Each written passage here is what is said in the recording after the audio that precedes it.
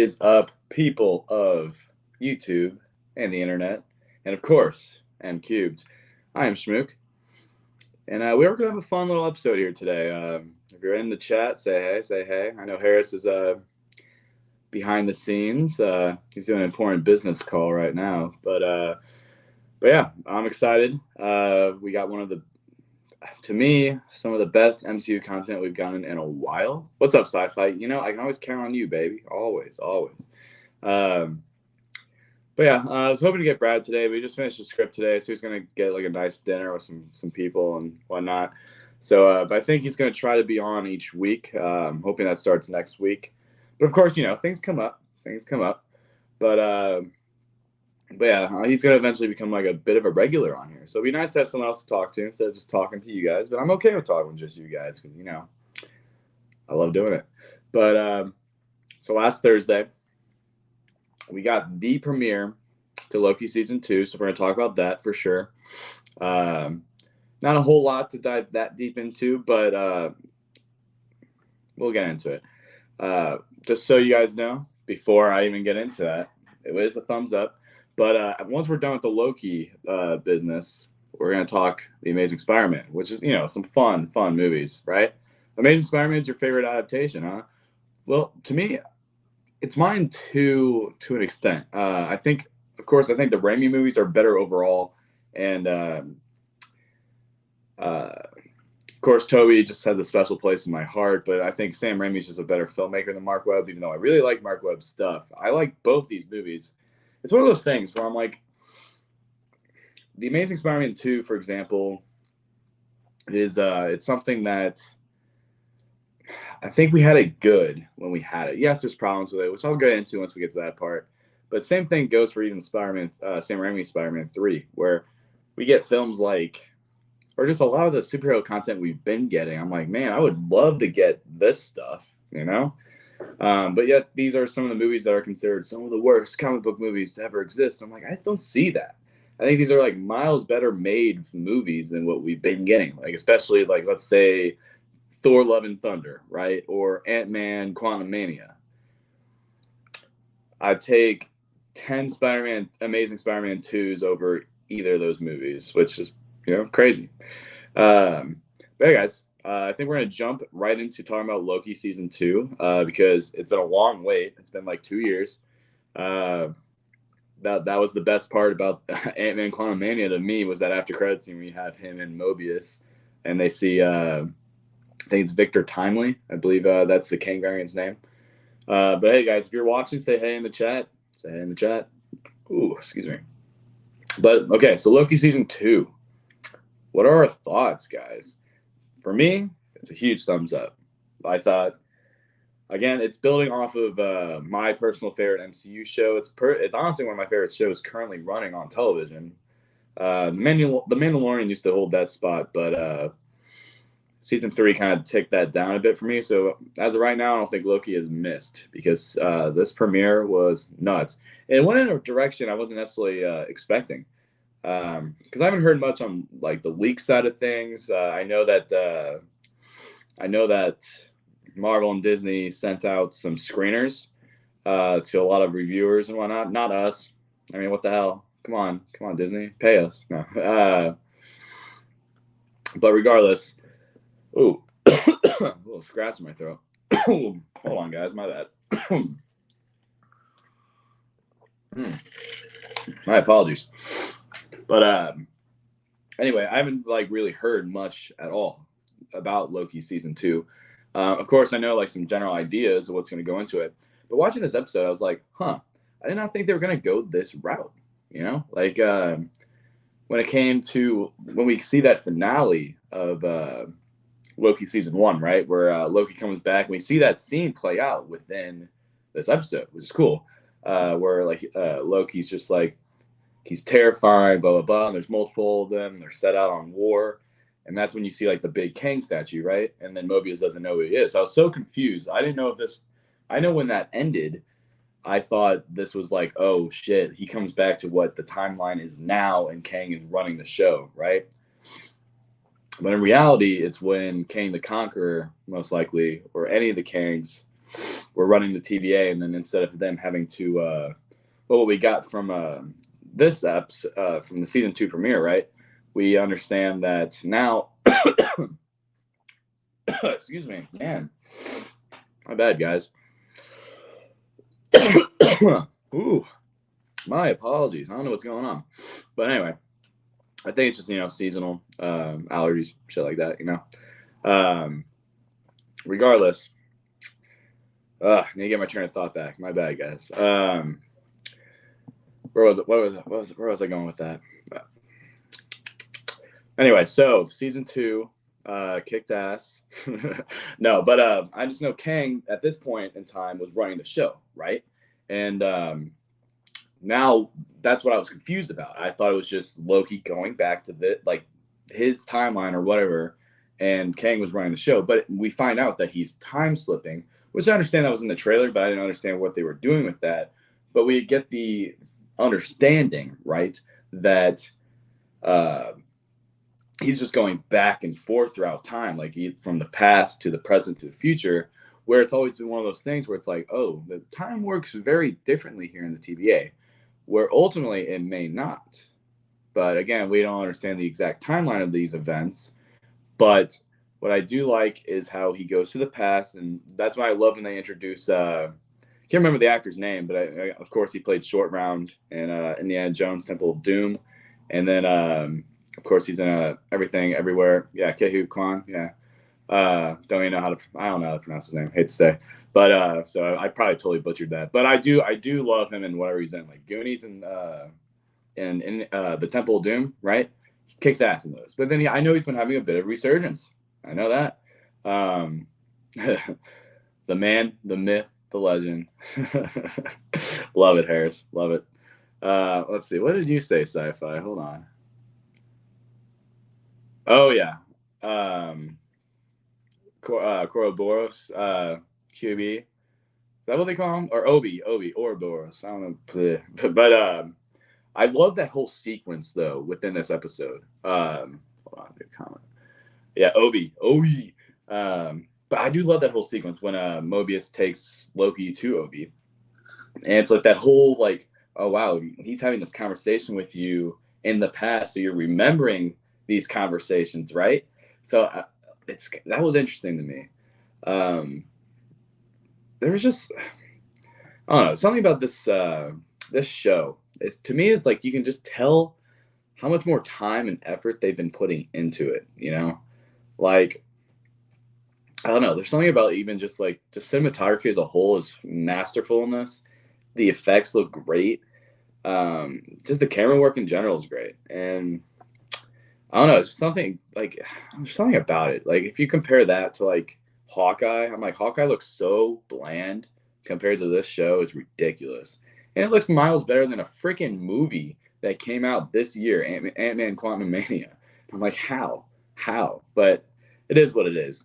But I like the whole sequence of like, okay, we have one shot at this to get you back, right? And to make sure you don't time slip anymore, you're going to be lost in time, right? And what I do like about that is the whole sequence of like he goes to the he's in the future actually, which is crazy. And then he sees Sylvie again, Loki, right? And this is where of course Mobius is in this little chamber where even to get to that chamber, we kind of get a little bit of an X-Men reference, I think. But I think a lot of people believe that as well. What's up, Big Rob? Nice to have you here. Oh, really? Well, that's dope. I haven't watched any videos, actually, so far about Easter eggs, so I know I probably missed a lot of shit. That's cool. Pretty badass. But I know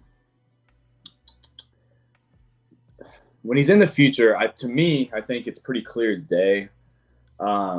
I think a lot of people seem to think that when he gets pruned, I believe that's the terminology.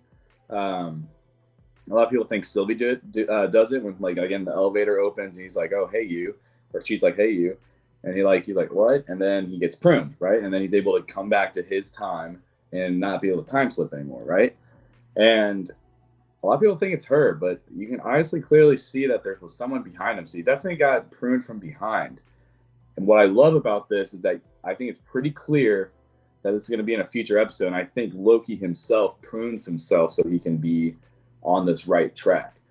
And what's awesome is that the show is going to a fascinating direction where I know it's definitely going to have to link up with Deadpool 3 and, of course, Secret Wars. And Loki is going to end up being one of the main characters of this stuff, I think. I believe he's going to be running the TVA, or at least be the one at the end of time by the end of this season. I think they go back to the end of time, and you're going to see Sylvie being the one who remains, basically. Potentially an older Sylvie, which would be cool. But I think eventually it's going to be Loki. Our Loki is going to be the one that handles it. Damn it. I think I hear my car going off. That's pissing me off. Hold on. Give me 1 second, guys. It's ridiculous. This hasn't happened since the last time I did this. Crazy. Hold on.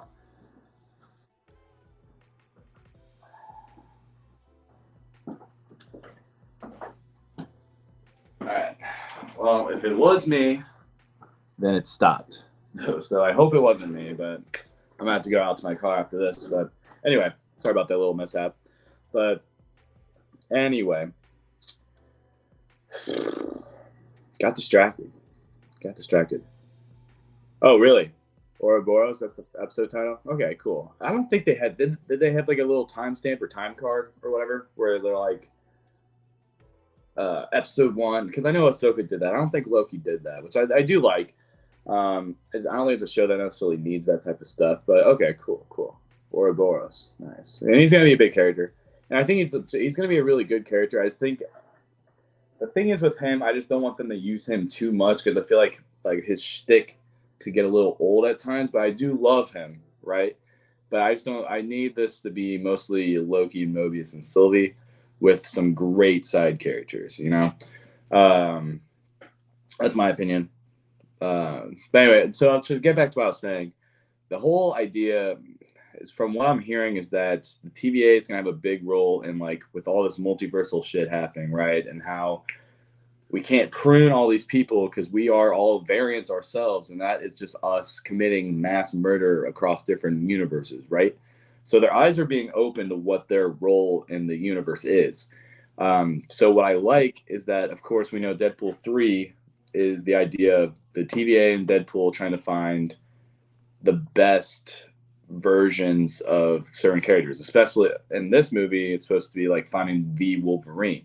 So I think by the end of this season, we're going to get the idea of like, okay, we need to form a super team, a super Avengers, mind you, you know? Where so a multiversal Avengers team, which would be sick, and that's what we're obviously going to get with Secret Wars, right? So I think Loki's going to be like the leader of this team. Where you're going to have Loki, you're going to have Hugh Jackman's Wolverine, you're going to have Deadpool, you're going to have Toby's Spider-Man, potentially Andrew's Spider-Man. So that's something that I'm really looking forward to see how they handle that within Loki.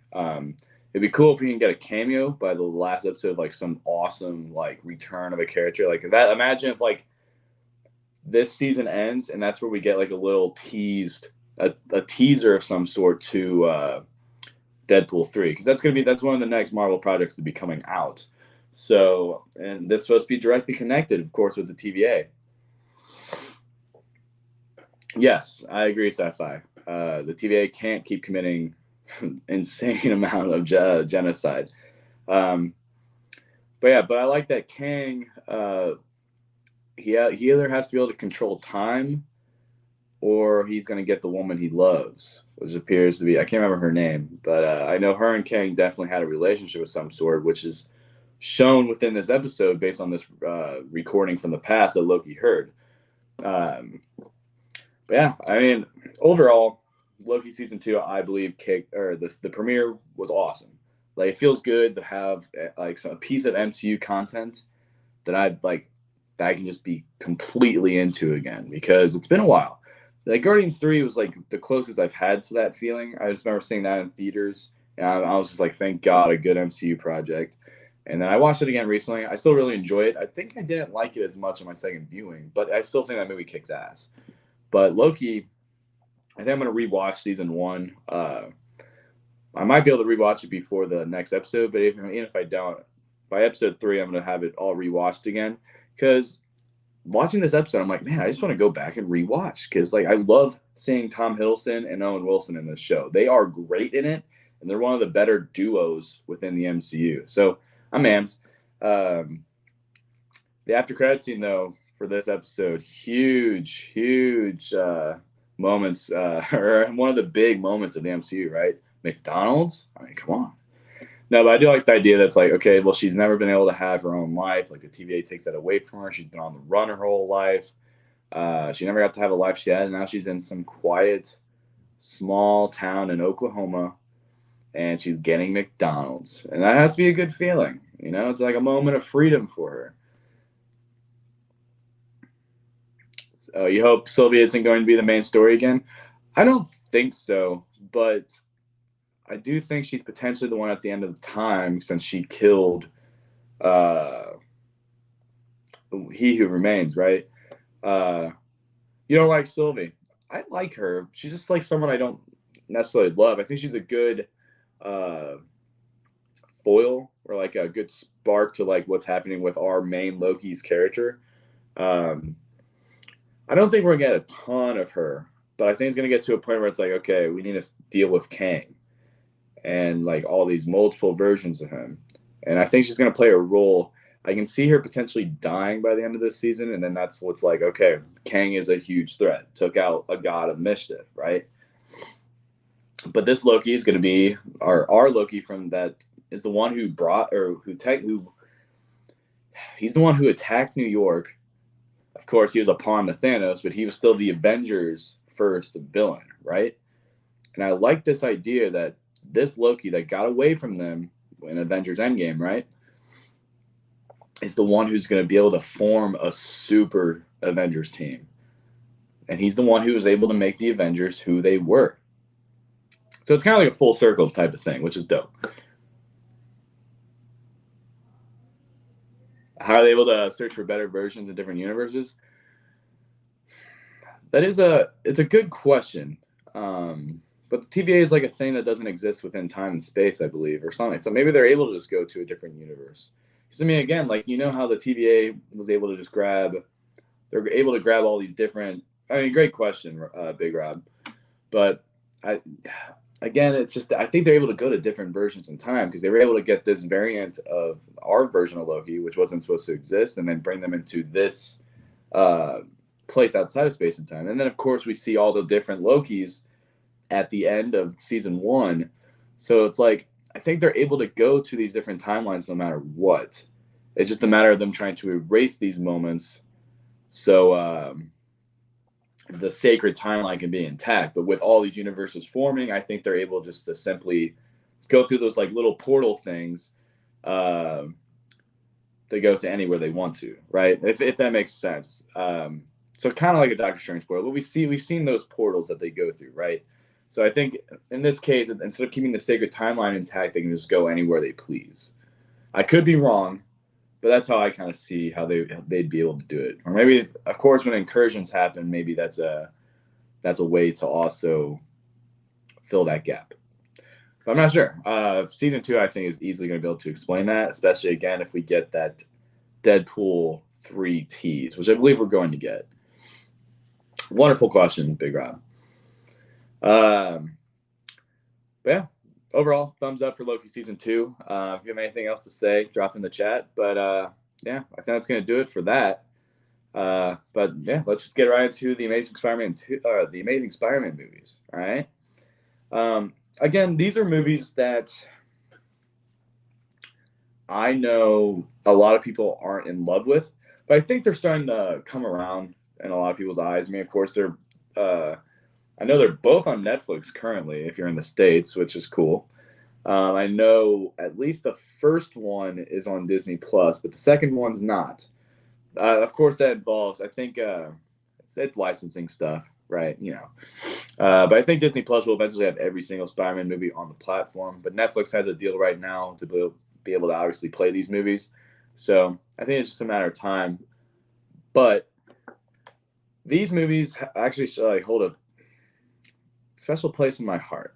You know, it's not like the Raimi movies where it's like I'm very nostalgic over these, but I just remember being able to go to the theaters and watch these movies when I was a little bit older. Not super old, because I mean, what, these movies came out, what, like 2011, 2012, something in that ballpark.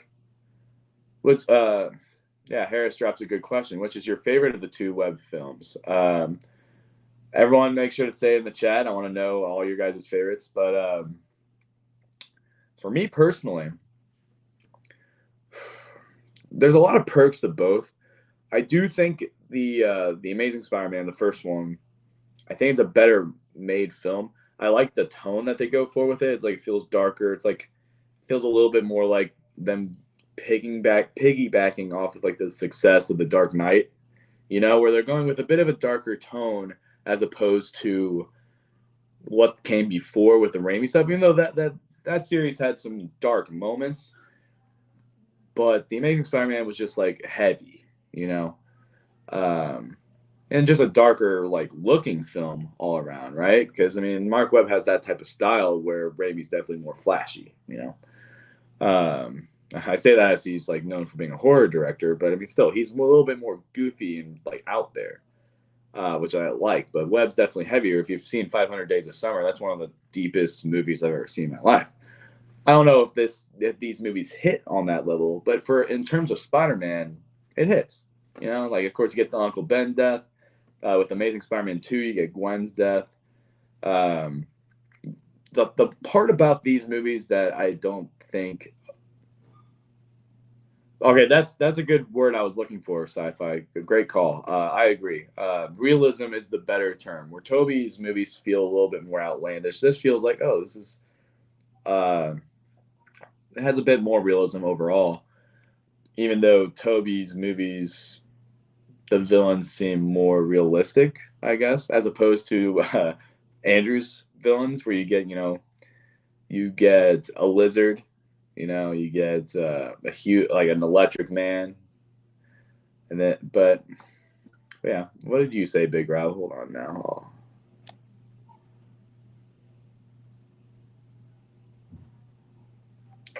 Okay, I respect that opinion. I don't think we've had a single bad iteration of Spidey. I 100% agree. I think each actor who has played the role of Spider-Man has made it their own, but they still bring out who Peter Parker is and what Spider-Man is. With the Hulk, I can agree to an extent. I don't mind Edward Norton's Hulk, but I would say Ruffalo is the best Hulk we have gotten. But I just don't like what they've been doing with his character as of late. I'm not a huge fan of the Smart Hulk stuff. Like, it's cool for a bit, but I need like a world breaker Hulk. Like one that the angrier he gets, the stronger he gets, where he becomes one of the most powerful beings in existence. But where in the MCU he gets bitched by Thanos, and then he even to his cousin who just recently got her powers, and I'm just like, okay, come on. That's what I don't like. Like, I love my Hulk from specifically the first Avengers movie and Ultron. I think that's the best Hulk we've gone with in the MCU. I like him in Ragnarok, but I think that was the beginning of the downfall of that Hulk that we got. Well, I mean, sci-fi, that's awesome though, man. I mean, to each their own. I mean, I think The Amazing Spider-Man, the first one, is a really good movie. I will take every single Raimi movie over it, and honestly, I might take every Tom movie over both these movies, but I do love them. To me, I've enjoyed every single Spider-Man live-action movie that we have gotten. Like, I personally loved it, and animated as well, but that's a different category. But to me, though, what makes these movies great, where at times I think the stories are a little weak, but visually, these movies are masterful. And then you get the best actor to play this character, and Andrew Garfield, who is an Oscar-nominated guy who should have an Oscar by now, in my opinion. Not to say that Tom Holland and Tobey Maguire are bad actors, just Andrew Garfield is top-notch. To me, he's top 5, at least top 10 in the business. But you get him to play one of the best fictional characters of all time in Spider-Man, and he kicks ass at it. Like, there's something about how in these movies you don't have the CGI eyes that like Tom does, but yet the way he moves and the way he's like he reacts to stuff, it's like how you can even tell what his reaction to things are. Like you can tell if he's like nervous or he's just or he's excited or he's like quipping. Even if I don't hear it, like you can tell just based off body language. That just shows how good of an actor Andrew is. Like he has insane body language. Uh, but again, just there's some of the scenes where I'm just like, man, he's just killing it. Like when Uncle Ben dies, remarkable. When he saves the kid, like when he's like in the car in the first Amazing Spider-Man movie, how he's like, hey, I'm just a guy. He takes off the mask. He's like, come to me. Love it. Like Andrew's such a lovable, likable guy, and that those are some scenes that stand out to me. When Gwen Stacy dies, it's heartbreaking, and I do think if it wasn't for Andrew Garfield and Emma Stone in these movies, I do think these would be movies we would probably forget about a little bit. Even though I do enjoy them overall, I think the performances are what absolutely make these movies. But again, there's good style overall. Just I think ultimately the biggest problem with these movies at times are just like story. Where I think, what's up, David? Nice to have you here. Um, I do think overall, like the story itself's not great, but how the characters interact, I think the dialogue is fantastic all around. The acting, I believe, is fantastic, and I agree completely sci-fi. Like when you hear her hit the ground, you know she's gone, and then when Andrew reacts to it, it's like, oh God, we just lost her, and it's heartbreaking. I might go watch Amazing Spider-Man tonight. Who knows? The second one, because I haven't watched that in a little while, but I've seen it like at least 15 times in my life because I do really enjoy it. Right? It's just probably my least favorite live-action Spider-Man movie, but that doesn't take anything away from it because I would personally still give it at least like a 7 out of 10. Right? Um, in terms of visuals, I think there are good villains in it. Just at times, some story beats are rushed, but I'll take the highs of those movies any day of the week. Like just Andrew Garfield, Emma Stone is to me, I think that is the best on-screen romance we've seen in a comic book movie. I think I mentioned that a few weeks ago, and I couldn't place my finger on it because I remember I being like, "Oh, I like Tony and Pepper," but I forgot about them until just now.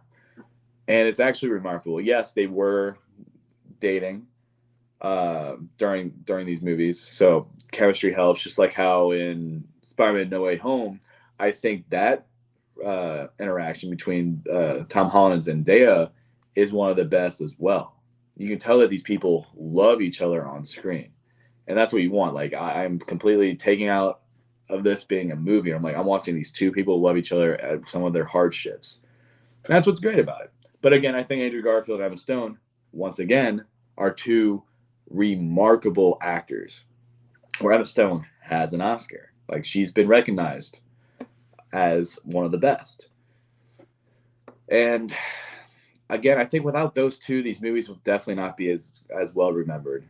In my personal opinion, I do again really love these movies, but there's something about those two because Andrew Garfield is honestly my favorite Spider-Man, and I agree. But I agree, Big Rob. Uh, Tom's acting has been great. Specifically in No Way Home, I think he's been masterful. I think that was probably his best. Like when Aunt May dies, I think that's Tom at his best. Even though of course, he's great in Infinity War.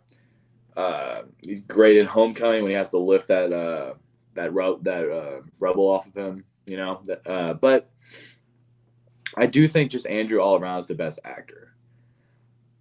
And he loves this character. I personally think more than any of the other actors. I think he's been an absolute hardcore fan all of his life.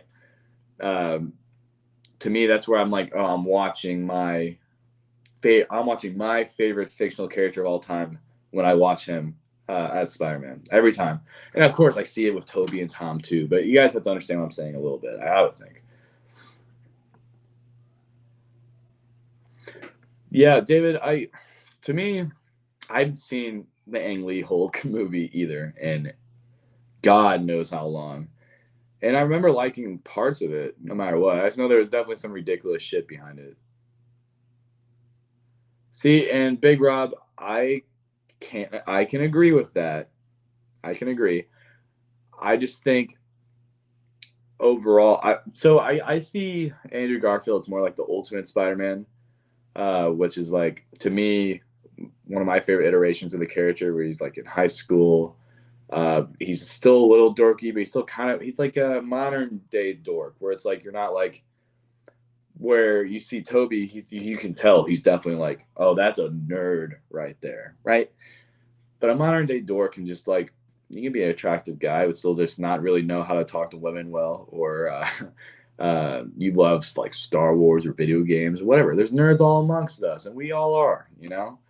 Uh, but Tom is dorky, and I do again. I love every single iteration of the character we've gotten. That's why No Way Home is one of my personal favorite movies of all time, just because of what they were able to do there. Something we've never seen, right?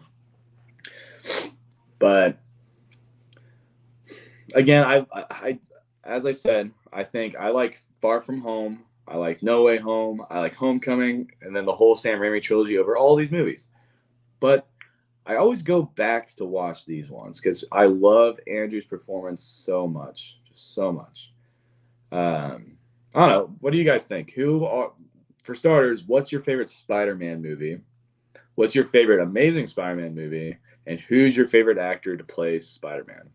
For me, my favorite, without a doubt in my mind, my favorite Spider-Man movie is Sam Raimi's Spider-Man 2, just for what that message is, where it's like it's balancing those two lives you have, your personal life and your work life, basically, is how I see it.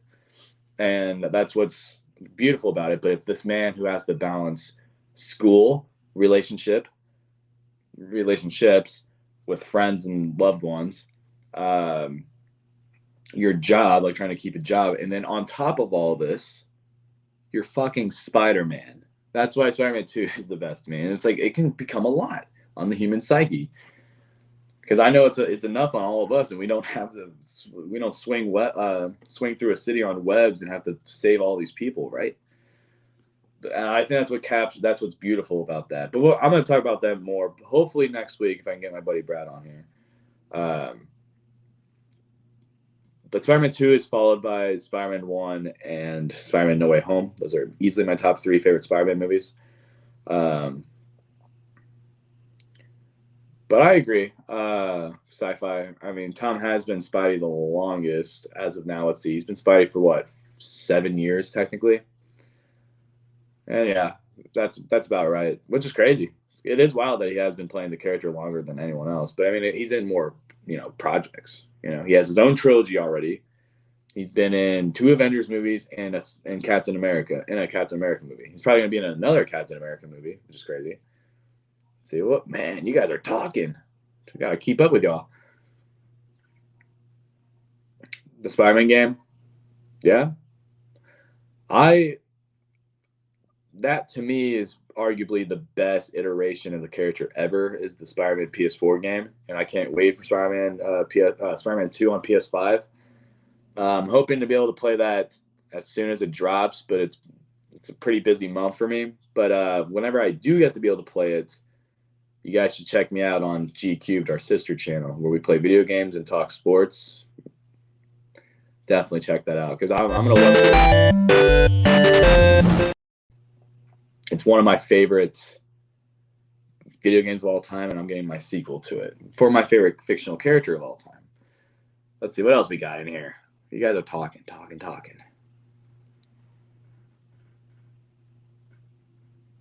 Oh man, I do love that. I agree. How he's just I won't say he's necessarily learning how to control his powers per se, or learning about his abilities, but like he's that friendly neighborhood Spider-Man, where it's like he's just waiting for that call. He's like he's in the minor leagues and he's trying to make that call to the majors. I do love that stuff. Homecoming is very good. I think it's epic because one, it's Spider-Man in high school. You get to see him in his youth, where he's more naive, and we get one of our best MCU villains with Michael Keaton's Vulture, easily one of the best that we've ever gotten. Michael Keaton just kicks ass. And then you get Far From Home, which I enjoy as well. And I'm going to talk about those movies eventually, but we're going to try to stick more so on Amazing Spider-Man. But I do like to compare the films, right? Yeah. Sorry, sci-fi. Yeah, I do, and I've been playing that a little bit. Um, Unfortunately, I never got to finish it, but I think I'm gonna be fine if I just go right into Spider-Man 2. But I was enjoying it significantly when I was playing it. Like Miles's powers are sick, and Miles is just such a good character, and it's fun to be able to play as him, and it feels so good on a PS5. But I already know Spider-Man 2 is just going to kick ass.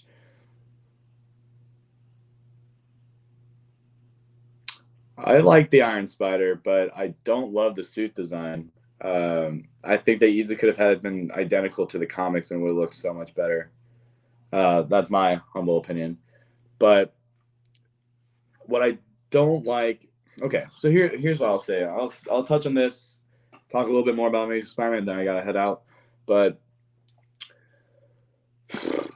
what I did not love about Tom's movies for the first two movies is how it's been Tony Stark really just like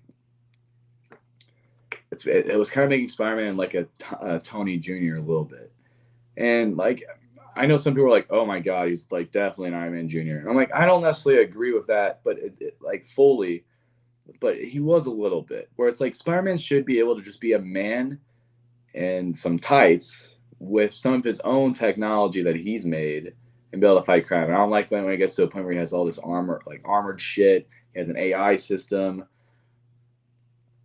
But when you get to the point of No Way Home, it all feels like, oh, this was a good build up to his character. He got a lot of experience. He was able to be in the Avengers. And then now nobody knows who he is. So now he has to be that friendly neighborhood Spider Man that we know and love. And he has to go full, like, without all this tech he has because he doesn't know anyone. Or like Peter Parker doesn't. So no one's going to finance him.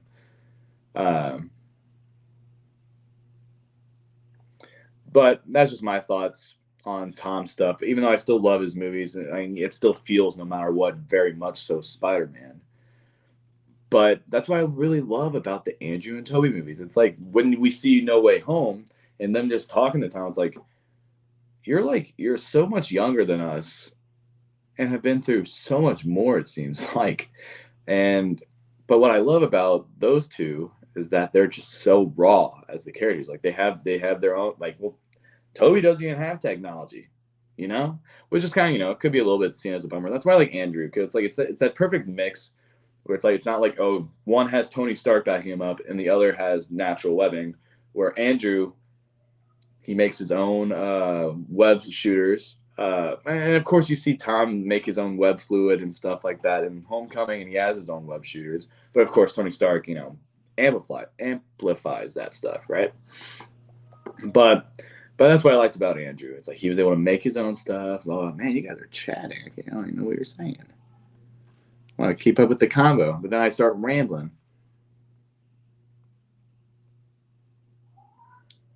Interesting question, Harris. Interesting question. I never thought about that. I think there was potential of that, but again, it probably wouldn't have been Iron Spider, but it probably would have been like I think it'd be kind of like not like an Iron Spider that Tony Stark would make Spider-Man, like what we see in like the Civil War comics as well as in the MCU, right? I think it'd be like in the '90s animated show where he has it's kind of like a silver teched out Spider-Man suit, and that's where it's the universe where Peter Parker's rich, kind of like a Tony Stark, but he's still Spider-Man. I think it'd be something along those lines that he would make a suit like that to fight the Rhino. But again, I don't think it's necessary though either. Spider-Man can handle this stuff. He's one of the most powerful beings in the universe. Like he is strong as shit, and he has the most unique skill set there is. And then he has the coolest superpower with the spider sense. Like it gives him an edge every time. So I don't think it's necessary, but I do really like that comment. Goodness. Sorry, I'm blocking your screen, guys. I gotta.